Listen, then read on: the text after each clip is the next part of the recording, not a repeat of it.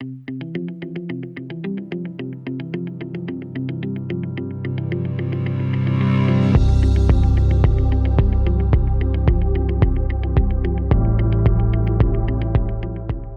right, you're still here. Good for you. And welcome to Module 3, the contract. Sounds a little ominous, doesn't it? Well, to be honest, it may not be the most exciting part of event planning, but it can end up being the most important part, as you'll see.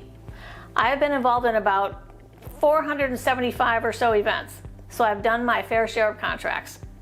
Hopefully my experience will help you understand the contract process and what questions to ask before you sign anything. So let's go and jump into Module 3, the contract. First off, I do hope the slides are helpful and much better than just watching me talk. My hope is that going back through the slides when you've completed the course will be useful when you must revisit the steps in planning your event. So with that being said, the contract. You created your shortlist, you picked your final hotel or venue, and now it's time to get the contract completed. A well-written contract can help save money and make a world of difference on site and if you end up needing to move or cancel your event. So let's walk through what I believe to be the most important touch points in a contract. And also, before I forget, I have a list of the industry terminology at the end of this course, which should be helpful now that we're getting into the contract. So feel free to refer to that whenever I throw out a term that maybe you're not familiar with. I'm trying to explain them as I go through, but if I forget something, just check out the terminology at the end of the course. So, hotel room block. A room block is the number of rooms that you're committing to utilizing each night during your event. So, for example, 20 room nights on Monday night, 30 on Tuesday night, 30 on Wednesday night, etc. Take the time to determine a very accurate room block. Overestimating can be very expensive as your company will be on the hook to pay for rooms not booked by you or your attendees. Underestimating means you may run the risk of the hotel not having additional rooms if needed, and then your attendees may have to stay at another hotel, which creates its own set of challenges. Also, if you add more rooms later without a specific clause in the contract, you may be paying a higher room rate for those added rooms. Make sure all of the room types are included in the contract. This means pre- and post-night events for the staff, any suites you might need, and specific room types if the hotel offers multiple types. This could mean being specific on king beds versus 2 queen beds, or city view versus ocean view. Make sure to negotiate your rates. Just because the hotel initially threw out a rate for the group doesn't mean you can't always ask for a lower rate. I mean, you might as well ask, worst case scenario, you end up with the initial rate, but you might get a lower one. You can also ask for reduced staff room rates or reduced suite rate if you're blocking enough rooms for the VIP. So what is attrition? Attrition is the number of rooms or percentage of rooms that the hotel will allow you to drop prior to or on the room reservation cutoff date without penalties. There are 2 types of attrition. The first type, which is the preferred, is called cumulative. So how this works is, say over the course of 5 nights, you've booked 100 rooms total. That means over the course of the event, however you choose, you can take 10 rooms and drop them from your room block to make sure you don't pay attrition. So let's say, for example, maybe you only have 15 rooms on Monday night. So you're going to take those 5 rooms and deduct them from Monday. And then maybe most of your attendees went home Friday, so they didn't stay Friday night, and you need to drop another 5 rooms from Friday. That makes sure you're covered and that you have the flexibility to choose where you want to drop rooms and make sure you're not paying for rooms that you didn't use. So for the nightly, this option is more restrictive. This means you can drop 10%, for example, each night. So if you have 20 rooms on Monday all the way through Friday, you can only drop 2 rooms each night. So unfortunately, if you only have 15 rooms that you've picked up on Monday and you need to release 5, the hotel says, nope, sorry, you can only release 2. So you're still on the hook for those 3 nights that you didn't use. Regardless if, say, on Tuesday, you've booked 23 room nights. It doesn't matter. So you really want to push for cumulative because you can still end up paying for attrition even if overall your room block is at or meets what you've originally guaranteed, but you have different room nights that have a whole lot of rooms and some that don't. So it doesn't average out and therefore you end up being on the hook, which is what you really want to avoid. I know that's a bit confusing, so if you have questions, certainly reach out to me. because until you get the feel of this, some of that might be a little more than you're comfortable just jumping into right away. When you're looking at your contract, you want to determine all the possible meeting space that you're going to need for your event. That includes the main meeting space, breakout rooms, meal space, workrooms, and private event space. So the questions you're going to ask, starting with the main meeting space, is what are the maximum number of people that are going to be in that room? Do you need a stage and audio visual in the room? How do you want the room to be set? Is it going to be theater, classroom, rounds? Do you need space for exhibitors or displays? Will you have any food and beverage in the room itself? Do you need a foyer for a registration or check-in? What all will be in the room is what you're trying to get at. Where is the room located? Is it easy to find?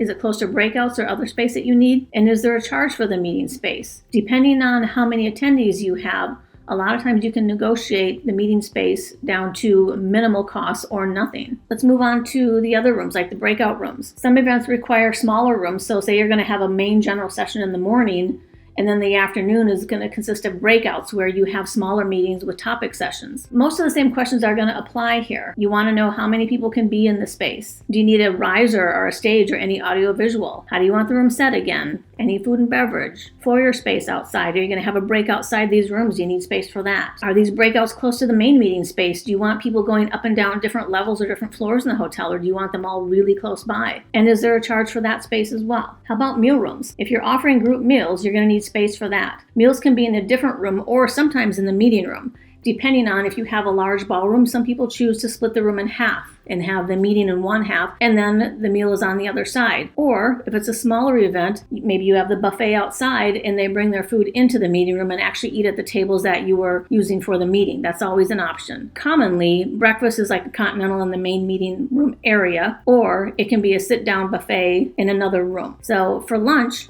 usually needs its own room. So you can set it up with rounds if you're going to do that, or maybe you want to offer your attendees to have a box lunch where they can grab their lunch and go eat outside or take it to their room, whatever they want to do. You might want to offer food trucks as another option, or just give them time on their own so they get to go do lunch wherever they want and they pay for that. So other things included in that is like breaks and receptions and dinner. Are you going to have a morning coffee break, an afternoon coffee break? Are you going to do any receptions, maybe a welcome reception, maybe a final reception? Are you going to have any dinners with your group? Again, you can have a welcome reception and dinner combination. Maybe you're just going to have some VIP dinners, or you're going to have special speaker dinners. All of that needs to be taken into consideration. Other space. Other space covers a variety of things, and it depends on the type of meeting that you're going to have. So additional space can be a workroom where your staff or maybe your VIPs or executives need a place to maybe have a quick meeting or store all your event items, leave their personal items, take a break and eat their meals in private. You might have a hospitality room. This is a separate room if you're offering hospitality to all or some of the group or the VIPs. This room typically is set up with comfortable furniture for attendees to take a break, have impromptu meetings again or conversations. A lot of the times it'll have some basic food and beverage, maybe just some beverages and some snacks.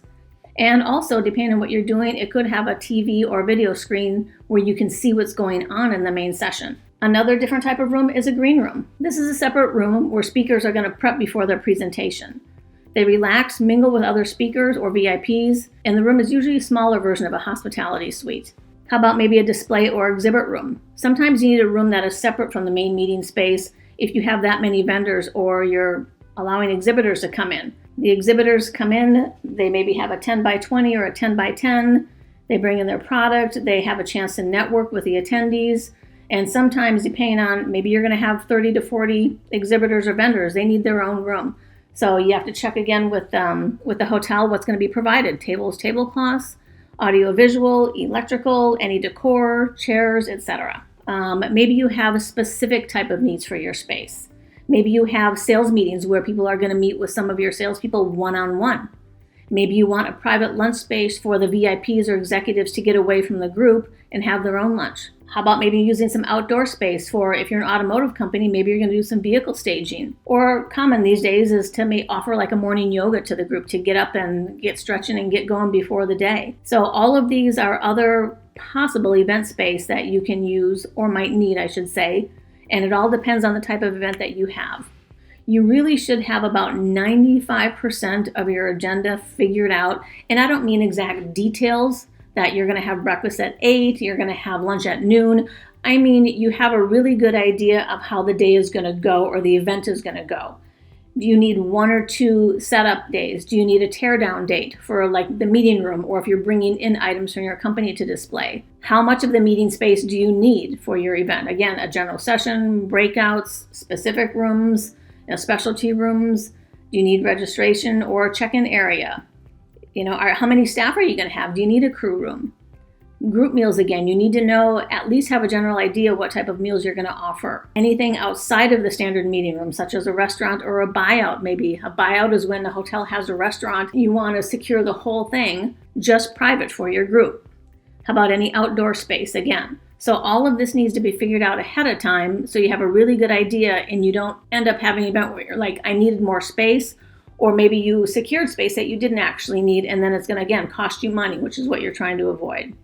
So let's talk food and beverage. Based on your expected attendance and agenda, the hotel will request a food and beverage minimum. What this means is that if you have 100 people, maybe they say you have to spend at least $10,000 in food and beverage. So this is another area where you want to be very comfortable with this minimum based on your group size and the hotel menu pricing. Sometimes people are surprised by the cost of some of the items in the hotel. As far as, coffee can be expensive. Those granola bars can be expensive. So you really want to figure out ahead of time if that's something you're going to offer, or if you're going to have more of a eat on your own type of event where maybe you only offer coffee and the rest of the meals are on their own. But regardless, the hotel is going to require a food and beverage minimum based on the space that you use, unless you just pay the premium for the space and then you don't have to have any commitment for food and beverage, which is unusual, but it can be done.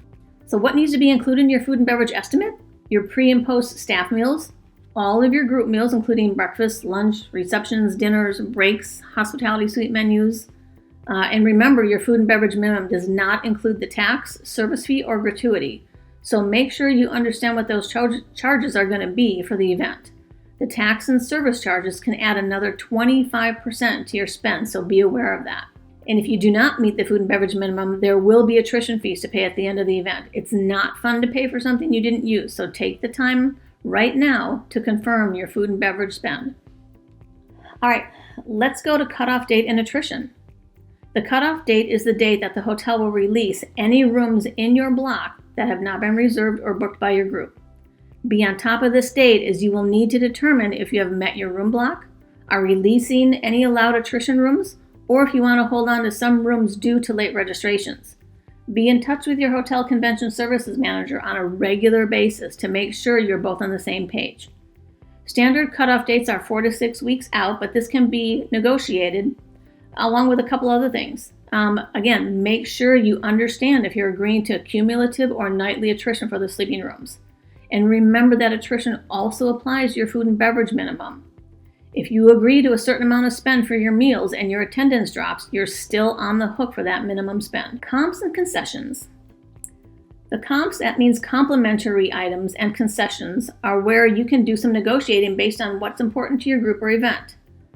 Comps are the complimentary items a hotel is offering, like free Wi-Fi. Concessions are items a hotel is offering at a reduced rate. These days, however, the terms tend to be used interchangeably. Some of the common comps and concessions that you'll find are 1 complimentary room per 40 booked or utilized. So that means if you book 40 rooms on one night, you're going to get 1 complimentary that maybe you can use for the meeting planner or a VIP or a speaker. So you might get a suite upgrade for a VIP at the standard room group rate, which is always nice. This way you can put the VIP in a nice upgraded room and you're still paying the group rate. You can get complimentary Wi-Fi in the meeting space, reduced staff room rates, complimentary or reduced parking for the guests driving to the event. You might be able to get complimentary meeting space if food and beverage minimum is met. You can get complimentary group reception on arrival night. How about percentage off of the standard audiovisual rates? Audiovisual add up quickly. So if you're able to get 10-15% off of that standard rate, that's a big help. And there are several other items you can negotiate based on your group size and group needs. Everything is negotiable. It doesn't hurt to ask. All they can do is say no, and then you're right where you started. But if they say yes, you're saving money or you're getting things that you didn't originally plan on. So the deposit schedule, cancellations, or additional clauses. There's a lot of these because, again, based on the hotel, the state, the country, your event, there's going to be a lot of things that you can have in your contract for additional clauses. But let's start off with the deposit. So the deposit schedule is based off of when the contract is signed. For example, if you sign a contract and your event is 30 days away, you're going to have a less amount of time to pay the deposits and all the payments for the event. So there's almost always a deposit due at the time of signing or shortly after. A second and maybe third payment will be due prior to the event taking place. A final payment may be due right before the event or 30 days after completion of the final billing from the hotel. Okay, cancellation clauses. This is not the same as attrition. Cancellation clauses are specific to canceling the event altogether.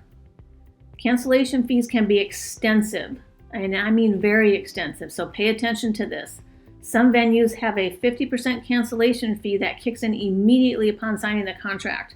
What that means is what you are going to spend at the hotel for the hotel rooms and the food and beverage, you immediately owe 50% of that, whether you used it or not. So some venues, a sliding scale, I should say, so you pay maybe 10% if you're 9 months out. You pay 30% if you're 6 months out, and then 50% if you're 3 months out, 75% if you're only a month out. So that's more common, and it's worth the time to try to negotiate that as much as possible. Nobody plans on canceling an event, but things happen, and you'd rather be in a position where you have to owe them less and possibly be able to negotiate bumping it later than just initially having to pay 50% of something that you didn't do. These can vary a lot by hotel and the venue and what you're doing, but some of the standard clauses that you're going to see are paragraphs that reference a room commission to a third-party planner, resort fees and parking, reservation procedures and walk protocols, meaning are you going to have your attendees call in to the hotel? Are they going to use a certain link that the hotel provides you?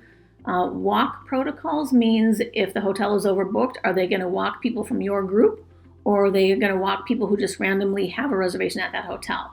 You need to know what that protocol is. Smoking policies, check-in and check-out procedures, signage protocols and hotel policies on that. Audiovisual equipment, some hotels will allow you to bring in a third-party audiovisual partner, some will not. And even if they allow you to, a lot of them will charge you a fee, like maybe 10 or 15% on top of that. Can you bring in other outside contractors? And that can be anything from photographers to maybe if you're bringing in flowers, if you're having outside signage done, if you're bringing in entertainment, having music, all of that. They have policies on the exhibits and the entertainment, the decor, and music. How late can your music go? And deliveries to the hotel, there's fees and costs for all of that. If you're going to send something to the hotel, they'll only let you maybe send it 7 days ahead of time. And then they're going to charge you to hold on to it. So make sure you work all that out ahead of time. Porterage and maid gratuities. Porterage is bellman. Security, most hotels are going to ask for indemnification and insurance requirement. And then make sure you have a good force majeure clause in place, meaning that if something happens that's out of your control, that you both have an agreement on that you can cancel or push your event. So that was a very fast run through of contracts, which can be a bit intimidating if you have not negotiated contracts before. I can tell you that once I had to negotiate 7 hotel contracts at once for a very large company anniversary event, and that was definitely like putting a puzzle together. The most important thing is to take your time and don't be afraid to ask questions to make sure you understand everything in a contract. Guess what? We are halfway through the course. Nice job, and like always, if you have questions, you can email me at the link included on the slide or schedule one-on-one with me on Clarity, also included on the slide. So now, on to Module 4.